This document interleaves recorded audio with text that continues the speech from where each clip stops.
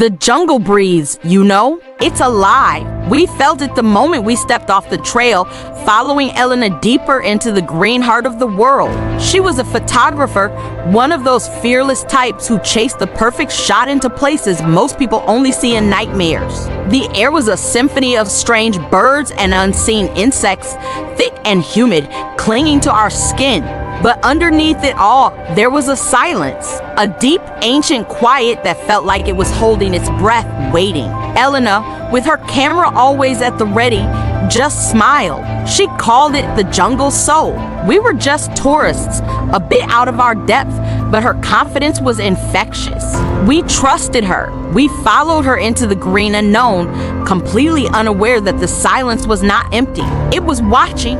As the sun began its slow descent, the jungle transformed. The light, once a brilliant emerald, now bled into gold and orange, stretching the shadows of the ancient trees into long, skeletal fingers across the forest floor. The vibrant symphony of the day faded, replaced by that heavy, waiting silence. That's when we heard it. It wasn't a sound you could place. Not a bird, not a monkey. It was a roar, but deeper, more guttural. It ripped through the air and then everything went dead quiet. Every cricket, every bird, every single living thing fell silent, as if in collective terror. Elena's hand tightened on her camera. "Did you hear that?" She whispered, her eyes wide, scanning the darkening undergrowth. Her lens swung wildly, trying to catch something, anything. I saw her finger press the shutter. A frantic click, click, click. She lowered the camera, her face pale. I think I saw something," she stammered, her voice barely audible. "Something big." We all peered into the gloom, our hearts pounding against our ribs. The shadows weren't just shadows anymore. They were moving. We huddled together, a small, terrified island in a sea of encroaching darkness. Elena frantically scrolled through the images on her camera's small screen. There, she gasped, pointing at a blurry photo. It was a fleeting shape, a dark mass of muscle and fur moving between the gnarled roots of a banyan tree. It was a cat, but impossibly large, its form indistinct and almost liquid in the low light. A collective shiver ran through our group. Stories from the local villages flooded my mind, tales told around campfires to scare tourists. They spoke of the iguara, the shadow cat, a beast born of night, a hunter that didn't leave tracks. A legend. We'd laughed it off then. We weren't laughing now. The air grew cold, and the smell of damp earth was suddenly mixed with something else, something musky and predatory. The silence broke again, this time with a low, rumbling growl that seemed to come from everywhere at once. It vibrated through the soles of our feet, a promise of violence that made the hair on my arms stand up. The legend was real, and it was hunting. The attack came without warning. A blur of motion exploded from the thicket, a living shadow that moved with terrifying speed. 2 points of light, like twin emeralds, ignited in the darkness. They were its eyes, glowing with a cold, predatory intelligence. Then came the scream.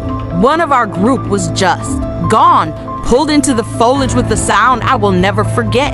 That's when the panic hit. It was pure, instinctual terror. We scattered, all thought of staying together vaporized by the primal need to run. I crashed through branches, thorns tearing at my clothes and skin, the thunder of my own heart drowning out all other sound. Behind me, I could hear the monster. It wasn't just running. It was flowing through the jungle, a dark river of claws and teeth. Another scream tore through the night, closer this time. I risked a glance over my shoulder and saw it. The shadow cat, its massive form silhouetted against the sliver of a moon, was leaping from tree to tree, its powerful limbs carrying it through the canopy as easily as a monkey. It was playing with us, hurting us, enjoying the hunt. There was no escape. I ran blindly, fueled by sheer adrenaline. The jungle was a maze of thorns and roots, each one trying to trip me, to hold me for the beast that followed. I could hear his heavy breathing now, a guttural panting that was getting closer with every step. My lungs burned, my legs felt like lead. I stumbled, falling hard against a wall of cool, wet rock. My mind screamed at me to get up, to keep running, but my body wouldn't respond. This was it. This was where I was going to die. Just as I squeezed my eyes shut, bracing for the inevitable, a brilliant, blinding light flashed through the trees. A disoriented roar of pain and anger followed. I scrambled to my feet, turning to see Elena, her face a mask of terror, standing a few yards away with her camera held high. She'd used the flash. The beast, momentarily stunned, shook its massive head, its glowing eyes blinking furiously. "This way," Elena screamed, grabbing my arm and pulling me toward the rock face. I saw it then, a narrow crack, a dark slit in the stone barely wide enough for a person to squeeze through. We didn't hesitate. We wedged ourselves into the crevice, the rough stone scraping our backs. It was a tight fit, the darkness inside absolute. We held our breath, listening. The sounds outside were terrifying. The shadow cat was enraged. We heard it circling, its heavy paws crunching on the leaf litter. A low, menacing growl echoed from right outside our hiding spot, so close I could almost feel the vibration in my bones. Then, a pair of glowing green eyes appeared in the opening. They scanned the darkness of the crevice, searching, hunting. They seemed to look right through me, and for a heart-stopping moment, I was sure it had found us. The eyes were filled with an ancient, cold fury. They held the darkness of the jungle, the hunger of the night. Elena clutched her camera, her only weapon, her knuckles white. I pressed myself deeper into the rock, trying to become invisible. The growl intensified, a sound of pure predatory frustration. It knew we were in here. It was just outside, prowling back and forth, waiting. The long night had just begun.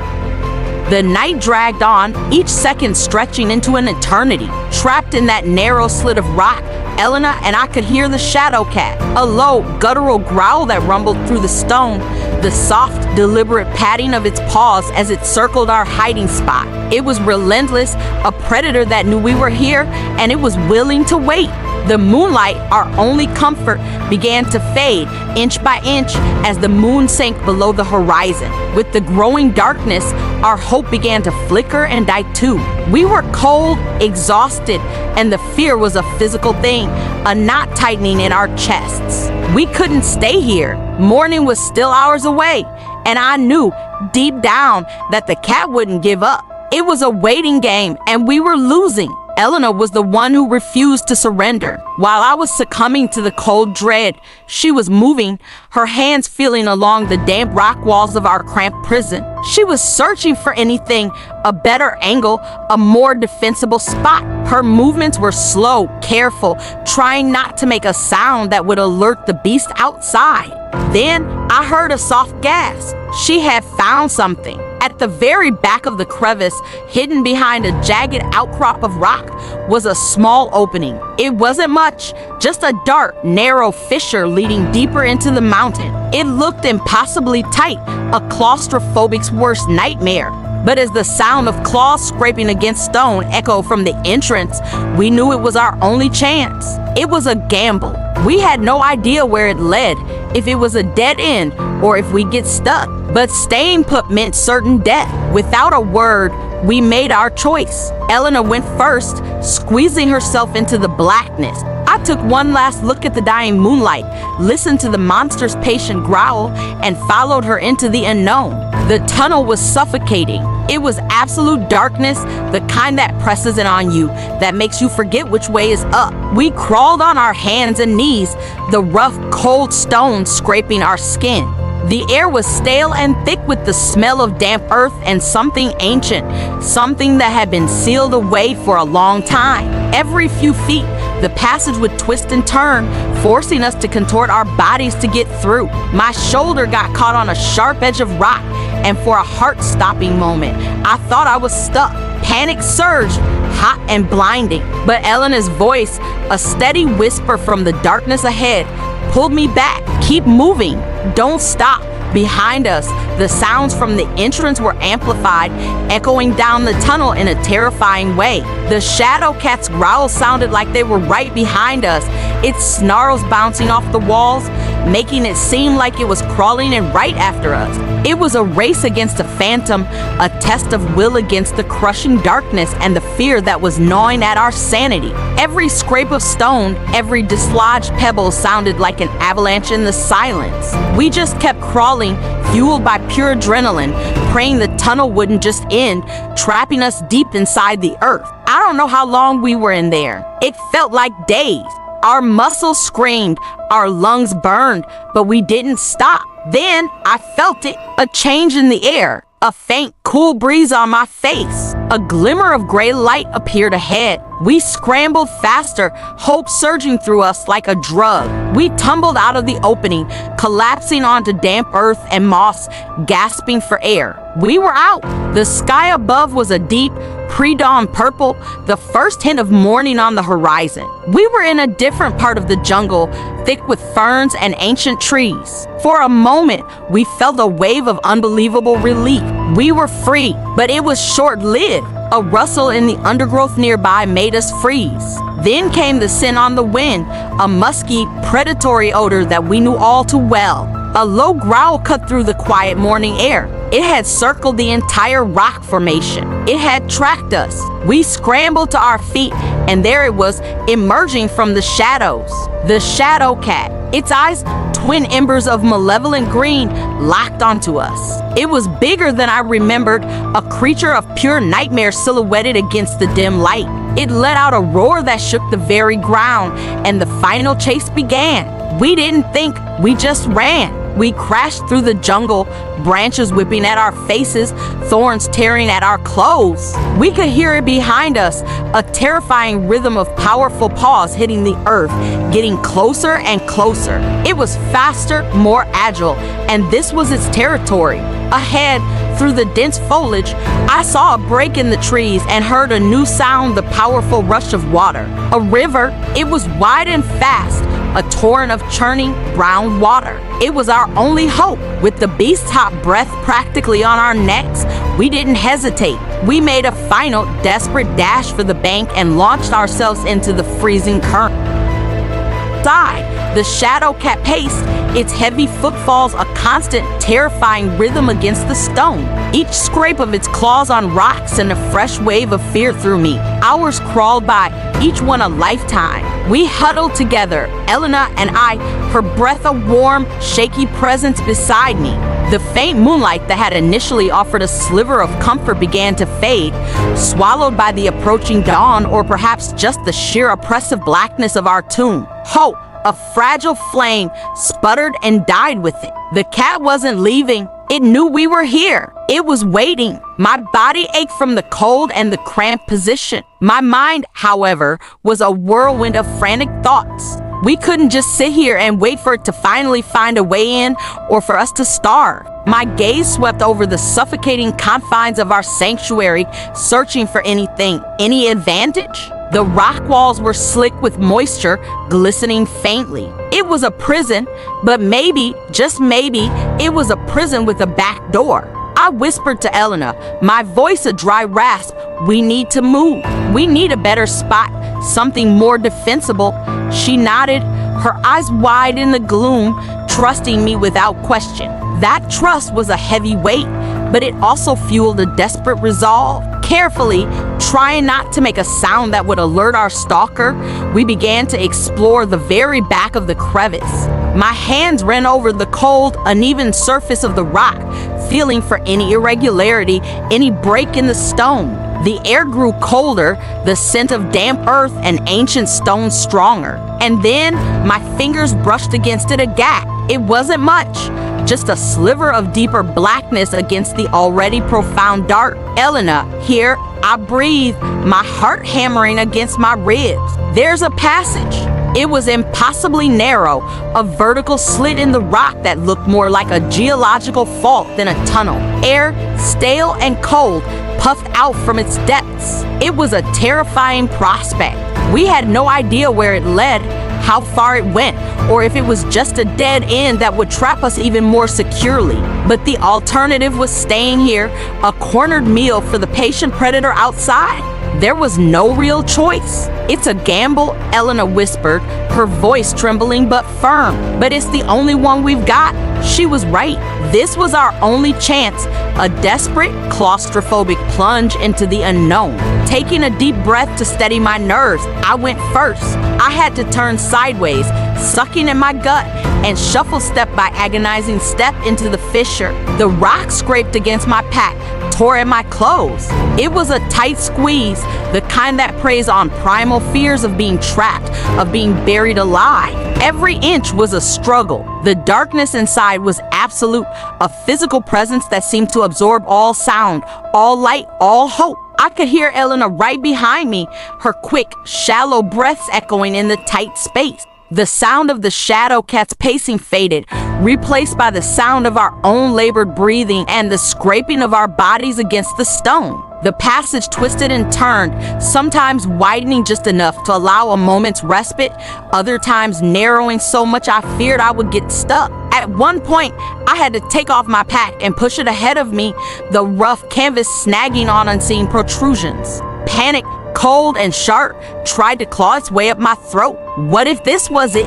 What if we got wedged in here, unable to move forward or back, left to slowly waste away in the heart of the mountain? I forced the thought down, focusing on the simple, mechanical act of moving one foot in front of the other. I had to believe this led somewhere. I had to for Elena's sake. After what felt like an eternity, a change in the air, a slight draft carrying a new scent. It was still damp and earthy, but there was something else, something fresher. And then a glimmer, far ahead, a faint, almost imperceptible pinprick of light. It was the most beautiful thing I had ever seen. "Elena, look." I choked out, relief making my voice crack. Light, that tiny speck of hope was all we needed. It renewed our strength, gave us a goal to fight toward. We pushed on with a new urgency, scrambling, scraping, clawing our way toward that distant promise of salvation. The passage gradually widened, and soon we were able to walk, stooped over, side by side. The light grew brighter, resolving into a distinct opening. We stumbled out of the passage and into a vast, hidden cavern. We were in the heart of the mountain.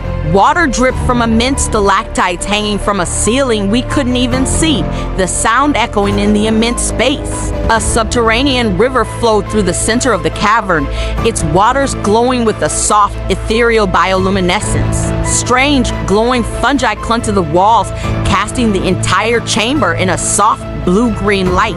It was a secret, impossible world, hidden away from the sun, from the forest, from the creature that hunted us. For a moment, we could only stare, breathless with wonder and relief. We were safe. The shadow cat couldn't reach us here. The entrance to our narrow passage was just a dark slit in the far wall, an unassuming gateway to this lost world. We had traded one prison for another, but this one was a palace. We were exhausted, battered, and emotionally drained, but we were alive. We found a dry ledge near the glowing river and collapsed, the constant tension finally releasing its grip. The soft light of the cavern was soothing, a gentle balm on our frayed nerves. As we rested, catching our breath and taking in the surreal beauty of our new surroundings, a different kind of fear began to creep in. We were safe from the cat, yes, but we were also completely, utterly lost. We were deep inside a mountain, in a cavern that was likely not on any map. We had no idea how to get out, or even if there was another way out. The relief of our escape was quickly tempered by the daunting reality of our situation. We had survived the night, but our ordeal was far from over. We had gambled and won a reprieve, but now we faced a whole new set of challenges in this strange, subterranean world. Our journey was just beginning. Thanks for watching, and if you're enjoying this story, make sure to subscribe so you don't miss what happens next.